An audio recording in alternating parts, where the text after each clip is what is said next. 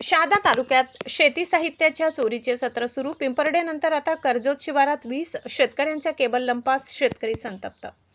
नंदुरबार जिल्ह्यातील शहादा तालुक्यात शेती साहित्य चोरीचे सत्र थांबण्याचे नाव घेत नसून परिसरात मोठी टोळी सक्रिय असल्याचा संशय व्यक्त केला जात आहे. 2 दिवसांपूर्वीच पिंपर्डे शिवारात 25 ते 30 शेतकऱ्यांचे शेती साहित्य चोरीला गेल्याची घटना ताजी असतानाच रात्री कर्जत शिवारात चोरांनी धुमाकूळ घालत 20 शेतकऱ्यांच्या सौर ऊर्जा व बोरवेलच्या केबलवर डल्ला मारलाय. चोरांची हिंमत इतकी वाढली आहे की त्यांनी कर्जत शिवारातील शेतातून सर्व केबल कापून गोळा केल्या. त्यानंतर त्याच परिसरात लाकडे जमा करून त्या केबल जाळल्या आणि त्यातून निघणाऱ्या तांब्याच्या महागड्या तारा काढून पोबारा केला. तर सावखेडा येथील एका शेतकऱ्याच्या विहिरीची मोटर व 5 शेतकऱ्यांची केबल चोरी. या घटनेमुळे परिसरात कायद्याचा धाक उरला आहे की नाही असा प्रश्न निर्माण झालाय. एका पाठोपाठ एक घडणाऱ्या घटनांमुळे शेतकऱ्यांचे लाखो रुपयांचे आर्थिक नुकसान झाले असून सिंचनाचा प्रश्नही गंभीर बनलाय. परिसरात सातत्याने होणाऱ्या चोऱ्यांमुळे शेतकऱ्यांमध्ये प्रचंड भीती आणि संतापाचे वातावरण आहे. चोरटे अत्यंत बिनधास्तपणे रात्रीच्या वेळी शेतात घुसून हातसफाई करत आहेत. या टोळीचे धागेदोरे शोधून काढून पोलिसांनी रात्रीची गस्त वाढवावी आणि या टोळीचा कायमचा बंदोबस्त करावा अशी तीव्र मागणी परिसरातील संतप्त शेतकऱ्यांकडून केली जात आहे.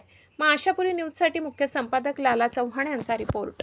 मी भरतो वामनराव कारले, कर्जत शिवारामधून. परवाच्या दिवसाला कंपडा ते उजळत या 2 गावामध्ये 20 ते 25 लोकांची केबल चोरी झालेली आहे. तरी त्यांनी आज रात्रीच्या कर्जत शिवारा ते कमरात शिवारामध्ये आमच्या इथल्या 20 ते 22 लोकांची केबल चोरी करून परत त्यांनी चांगली डेअरिंग करून आमच्या इथे एक झाड कोरडं होतं, त्या झाडावर त्यांनी केबल जाळून संग तार काढून गेले. आतापर्यंत त्यांचा जाळ सुरू आहे. मागच्या वर्षी सुद्धा आम्ही या गोष्टीची दखल दिलेली आहे. त्या दखलच्या बद्दल आतापर्यंत काहीच नाही, कोणी लक्ष देत नाही. आता सुद्धा आम्ही हीच विनंती करतोय की आताच्या परिस्थितीला अशी आहे की 10-10 रुपयावर पडली परिस्थिती खराब आहे, तर त्या गोष्टीची तुम्ही दखल घ्या.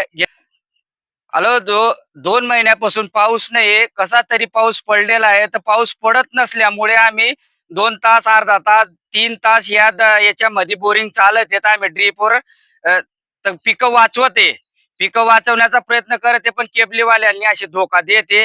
तर त्याच्यावर आम्ही जगाचं कसं आणि कर्ज फेडायचं कसं? ती पाठीमागे तुम्ही की गाड्या सुरू केल्या होत्या त्यावेळेस काही नव्हतं, पण आता परत अजूनही सुरू झालेली 2-3 परिस्थिती. चालू चोरांना मारण्यापेक्षा फक्त आम्हाला आहे ना, ते चोरांना समोर आणून त्यांना धडा शिकवा. मग त्यावेळेस आम्हाला केबली दिल्या तरी चालेल, पण खरोखर चोर कोण आहे?